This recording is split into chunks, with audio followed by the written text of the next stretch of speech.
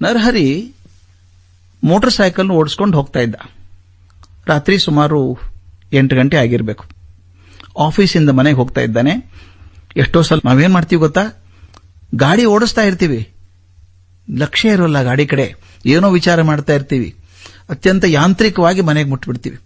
ಹಾಗೆ ನರಹರಿ ಹಾಗೇನೆ ಯಾಂತ್ರಿಕವಾಗಿ ಗಾಡಿ ಓಡಿಸ್ಕೊಂಡ್ ಬರ್ತಾ ಇದ್ದ. ರಸ್ತೆಯಲ್ಲಿ ಯಾರೂ ಇಲ್ಲ. ಅವನ ಮನಸ್ಸಲ್ಲಿ ಆಗ್ತಿರುವಂತಹ ಸಂಕಟ ಏನ್ ಗೊತ್ತಾ, ಹಿಂದಿನ ದಿವಸ ಅವ್ರ ಮ್ಯಾನೇಜರ್ ಕರೆದು ಹೇಳಿದ್ದಾರೆ, ನೋಡಪ್ಪ ನಮ್ದೀಗ ಉತ್ಪನ್ನ ಕಮ್ಮಿ ಆಗ್ತಾ ಇದೆ, ಲಾಭ ಕಮ್ಮಿ ಆಗ್ತಾ ಇದೆ, ಅದಕ್ಕೆ ಕೆಲವು ಕೆಲಸಗಳನ್ನು ತೆಗೆದು ಹಾಕ್ತಾ ಇದ್ದೀವಿ, ಬಹುಶಃ ಇನ್ ಬರೋ ಶನಿವಾರನೇ ನಿನ್ನ ಕೆಲಸದ ಕಡೆ ದಿವಸ ಅನ್ಸುತ್ತೆ, ಬೇರೆ ಕೆಲಸ ನೋಡ್ಕೋ ಅಂದ್ರು. ಇವತ್ತಾಗಲೇ ಬುಧವಾರ, 3 ದಿವಸದಲ್ಲಿ ಕೆಲಸ ಹುಡ್ಕೊಳ್ಳೋದು ಹೇಗೆ? ಚಿಂತೆ ಬಂದ್ಬಿಡ್ತು. ಅಪ್ಪ ಅಮ್ಮ ನೋಡ್ಕೊಳ್ಳೋದು ಹೇಗೆ? ನಾನು ಹೆಂಡತಿ ಮಗ ಇದ್ದಾನೆ, ಅವ್ರ ಮಗನ ಶಿಕ್ಷಣ ಮಾಡೋದು ಹೇಗೆ? ಊಟಕ್ಕೆ ಏನ್ ಮಾಡ್ಬೇಕು ನಾನು? ಆ ಚಿಂತೆಯಲ್ಲಿ ದಿಕ್ಕು ತಪ್ಪಿದಂಗಾಗಿತ್ತು. ಅವನ ಕೆಲಸ ಹೋಗ್ಬಿಡುತ್ತಲ್ಲ ಅಂತ ಆ ವಿಚಾರದಲ್ಲಿ ಗಾಡಿ ಓಡಿಸ್ಕೊಂಡ್ ಬರ್ತಾ ಇದ್ದ. ಥಡ್ಡನ್ ಸಪ್ಪಳಾಯ್ತು. ನೋಡ್ತಾನೆ ಯಾವುದೋ ಮನುಷ್ಯ ಎಲ್ಲಿದ್ನೋ ಠಕ್ ಅಂತ ರಸ್ತೆ ಅಡ್ಡಕ್ಕೆ ಬಂದ್ಬಿಟ್ಟಿದ್ದಾನೆ. ಇವ್ರು ಮೋಟರ್ ಸೈಕಲ್ ಹೊಡಿತ ಅವನಿಗೆ. ನೋಡಿದ ಮನುಷ್ಯ ಕೆಳಗೆ ಬಿದ್ದಿದ್ದಾನೆ, ತಲೆಯಿಂದ ರಕ್ತ ಸೋರ್ತಾ ಇತ್ತು. ಅಯ್ಯೋ ಪಾಪ ಪೆಟ್ಟಾಯ್ತಲ್ಲ ಅವನಿಗೆ ಅನ್ಕೊಂಡ. ತಿರುಗಿ ನೋಡಿದ, ರಸ್ತೆಯಲ್ಲಿ ಒಬ್ಬರೂ ಇಲ್ಲ.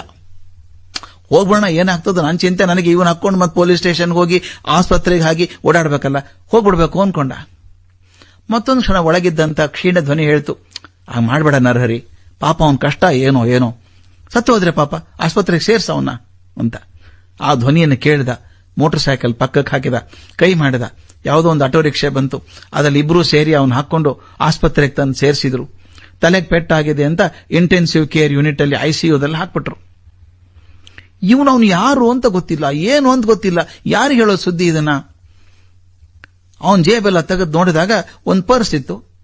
ಆ ಪರ್ಸ್ ಒಳಗೆ ಒಂದು ಸಣ್ಣ ನಂಬರು, ಒಂದು ಕಾಗದ, ಅದ್ರೊಳಗೆ ಒಂದು ನಂಬರ್ ಬರ್ದಿತ್ತು, ಫೋನ್ ನಂಬರ್.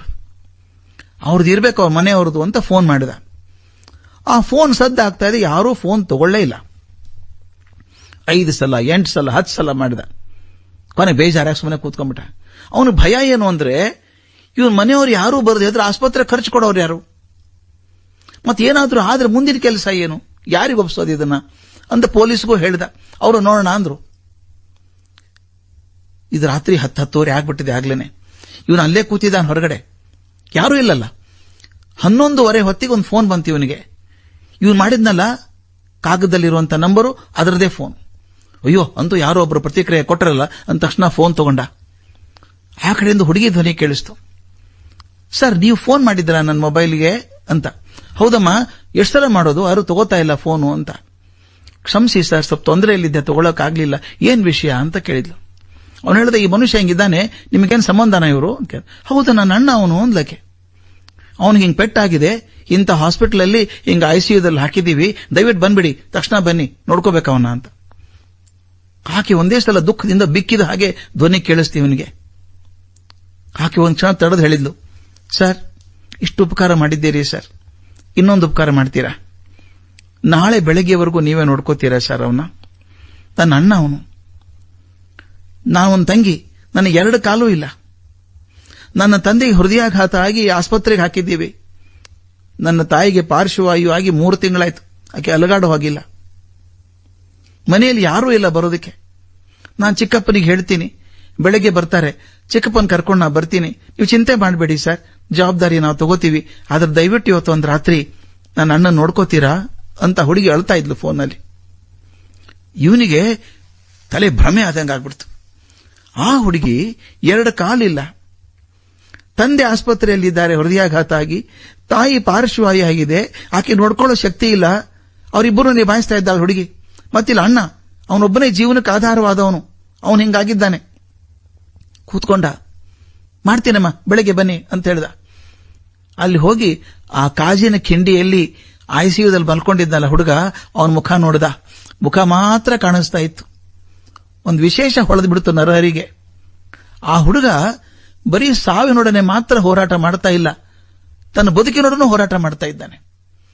ಬದುಕಿನ ಜೊತೆಗೆ ಸಾವಿನ ಜೊತೆಗೆ ಹೋರಾಟ ಮಾಡೋ ಹುಡುಗ ICUದಲ್ಲಿ ಇದ್ದಾನೆ. ಅವನಷ್ಟು ಹೋರಾಟ ಮಾಡುವಾಗ ನನಗೊಂದು ಕೆಲಸದಗೋಸ್ಕರ ಹೋರಾಟ ಮಾಡೋಕ್ಕಾಗಲ್ವಾ? ನನ್ನ ಕೆಲಸ ಕಷ್ಟ ಆಯ್ತಾ ನನಗೆ? ಅಯ್ಯೋ ಮಾಡ್ತೀನಿ ಬಿಡು ಅನಿಸ್ತು. ಆ ಹುಡುಗ ಅಂಥ ಸಾಧನೆ ಮಾಡುವಾಗ, ಅಸಹಾಯಕಳಾಗಿ ತಂಗಿ ಆ ಮನೆಗೋಸ್ಕರ ಅಷ್ಟು ಒದ್ದಾಡುವಾಗ, ಅಯ್ಯೋ ಬಿಡಿ ನಾ ಕೆಲಸ ಬೇರೆದ್ ಮಾಡ್ತೀನಿ ಅಂದ. ಒಂದು ಅಪೂರ್ವವಾದಂಥ ಆತ್ಮವಿಶ್ವಾಸ ಉಕ್ಕಿ ಬಂತ ಅವನಿಗೆ.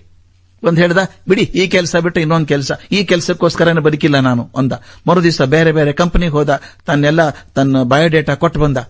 ಬೇರೆ ಕೆಲಸ ಸಿಕ್ತು. ನೀವು ನಂಬಲಿಕ್ಕಿಲ್ಲ, ಇವತ್ತು ಅವನು ಅತ್ಯಂತ ದೊಡ್ಡ ಕಂಪನಿಗೆ ವೈಸ್ ಪ್ರೆಸಿಡೆಂಟ್ ಆಗಿದ್ದಾನೆ. ಅವನು ಹೇಳ್ತಾನೆ, ಅವತ್ತು ನಾನು ಹಿಂದಿನ ಕಂಪನಿಯವ್ರು ತೆಗೆದು ಹಾಕದೆ ಹೋಗಿದ್ರೆ, ಅವತ್ತು ಅಪಘಾತ ಆಗದೆ ಹೋಗಿದ್ರೆ ನಾನು ಈ ಮಟ್ಟಕ್ಕೆ ಬರ್ತಿರ್ಲಿಲ್ಲ.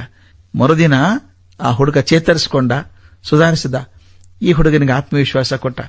ಅಂದ್ರೆ ನಮಗೆ ಈ ಆತ್ಮವಿಶ್ವಾಸ ಯಾವ ಸಂದರ್ಭದಲ್ಲಿ ಬರಬಹುದು, ಒಳ್ಳೆ ಮಾತು ಕೇಳಿದಾಗ ಬರ್ತದೆ ಅಂತಲ್ಲ. ಯಾವುದೋ ಒಂದು ಅತ್ಯಂತ ಕಷ್ಟವಾದ ಸನ್ನಿವೇಶ ಕೂಡ ನಿಮ್ಮಲ್ಲಿ ಆತ್ಮವಿಶ್ವಾಸ ಉಕ್ಕಿ ಬರೋ ಹಾಗೆ ಮಾಡಬಹುದು.